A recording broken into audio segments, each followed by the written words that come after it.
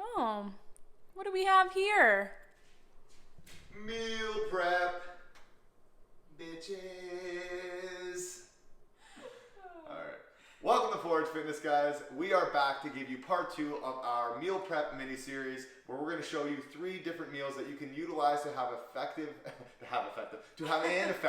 efficient, and amazing meal prep week. This is going to save you a shit ton of money, a shit ton of time, and a shit ton of stress on what to eat and when to eat. Yeah, so this is part 2. If you have not watched part 1 of our mini meal prep series, we do recommend that you watch that first. It shows all the steps on how we prepared for our meal prep. This video will consist of our actual meal prep.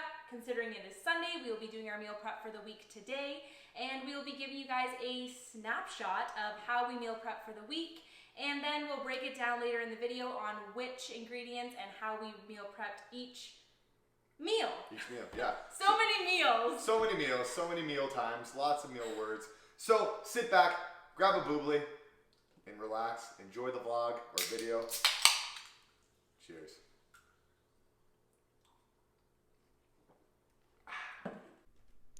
Alright guys, here we are. We are starting to chop up our vegetables and chop up all of our good foods here.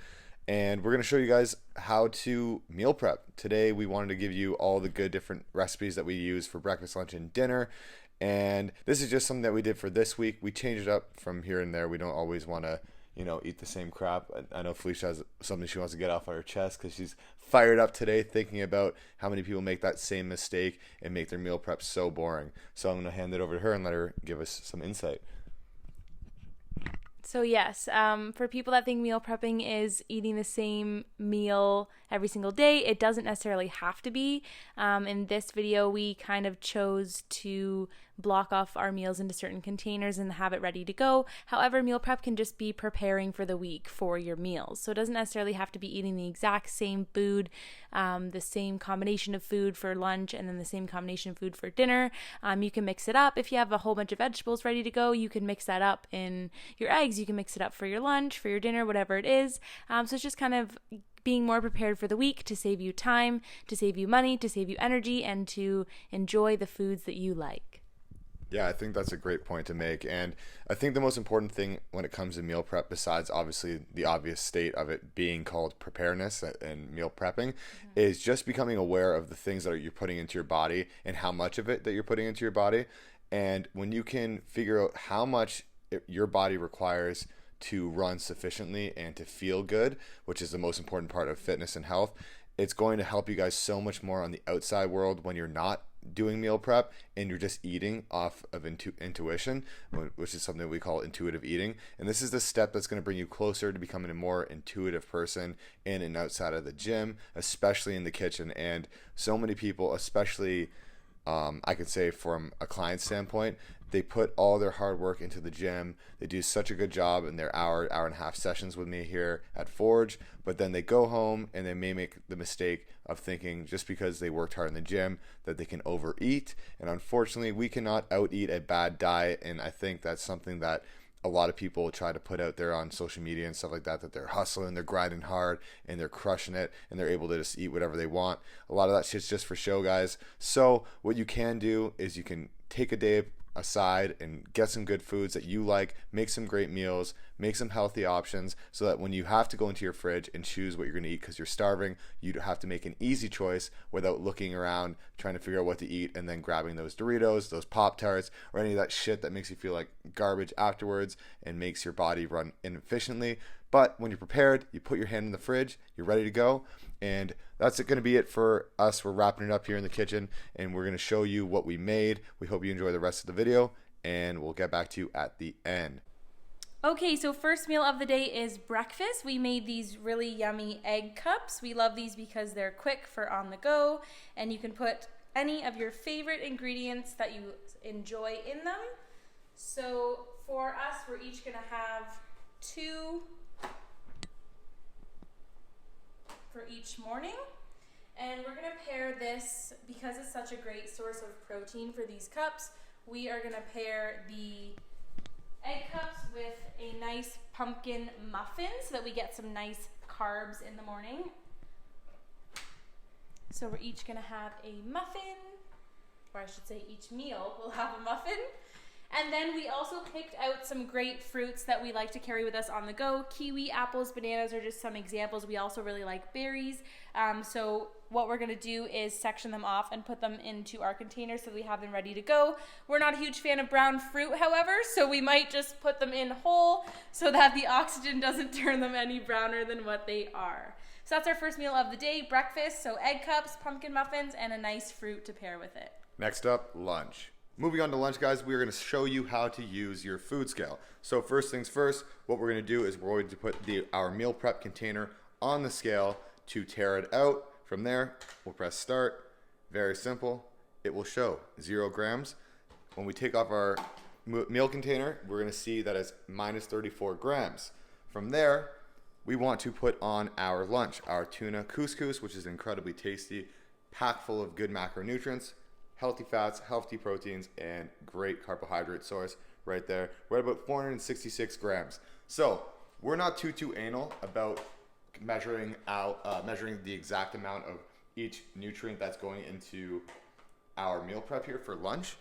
Our couscous has 6 cans of tuna and 2 cups of dry couscous. So from there, all we have to do is add all of our other things into our handy dandy MyFitnessPal and then section it off into servings. So as we see, we're at 393 grams. Our other one was around 460.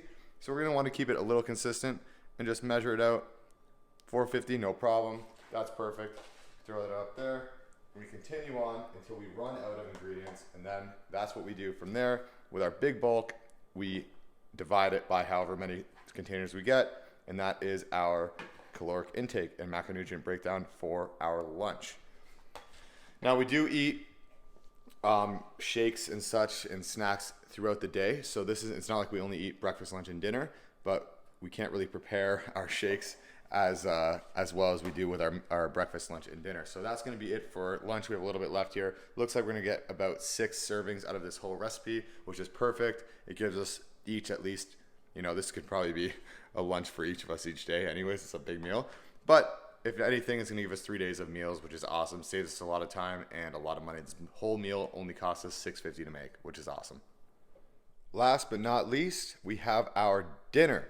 So when it comes to weighing out your meat, once again, we've tared our scale. And when it comes to meat, you lose about 25% of the nutritional mass when you cook any meat. So if you're going to weigh out your meat, I'd recommend weighing it raw and tracking it that way. But we usually ourselves actually weigh it out cooked. So what we do is if we grab a piece of chicken here and we throw it on our scale, we look at how much it weighs. It's 144 grams. Let's round that up to 150, let's say. So now when I'm tracking this in my MyFitnessPal, I'm going to track 200 grams of chicken. So now I know I have my 200 grams of chicken in there. Felicia's going to add in the vegetables.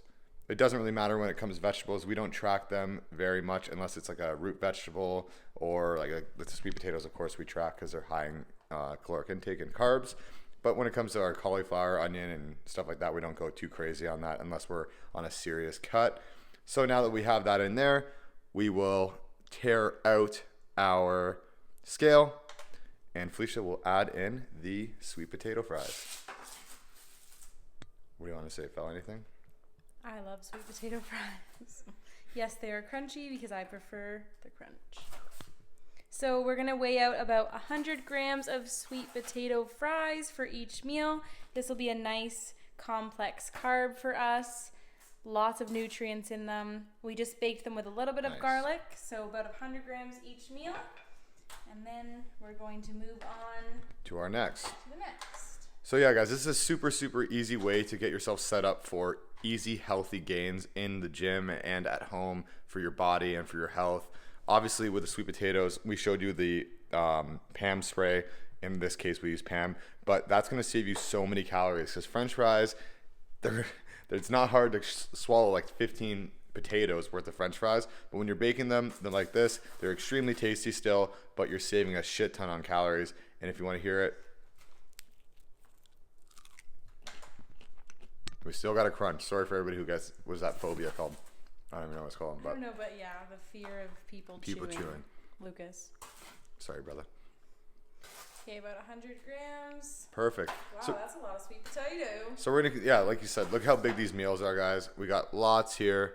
We're ready to go. We got our breakfast, we got our lunch, and now we got our dinners. So we're gonna pretty much continue this process. We're not gonna bore you with the details, and we'll probably catch up with you guys in the office. So thank you for watching the meal prep part of this series. We'll see you in a second. And we are back here in the Forge office. I got the newest Forge Fitness Athletic Fit hoodie on that we just released. We are gonna be doing a pre-order for December because goddamn, we sold out fast.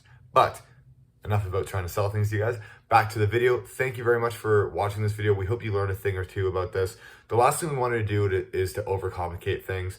So if you want to take home a very simple thing, if you're getting just started in your health journey and you want to learn how to eat a little bit healthier, the main thing we want you guys to focus on is adequate protein intake. Protein is the most satiating macronutrient, and if you focus on getting in enough protein for yourself, which you can find many calculators out there to find out what you specifically need for your body type, or hit us up in the comments and we will help you out. If you focus on eating enough protein or what your body requires to sustain a healthy and a better life and be most efficient and effective, you will no longer most likely eat bad foods. You'll be eating much better foods and you'll be less hungry all the time because that protein is going to keep you fuller for a long period of time. And yeah, that's about it, guys. We hope you had a great day today. We hope you're crushing your workouts. And I don't know why I'm rambling, but we will have this video out to you tomorrow, which will be Friday. So you guys enjoy the video. Thank you very much. Stay active, stay healthy, and we will see you in the next one.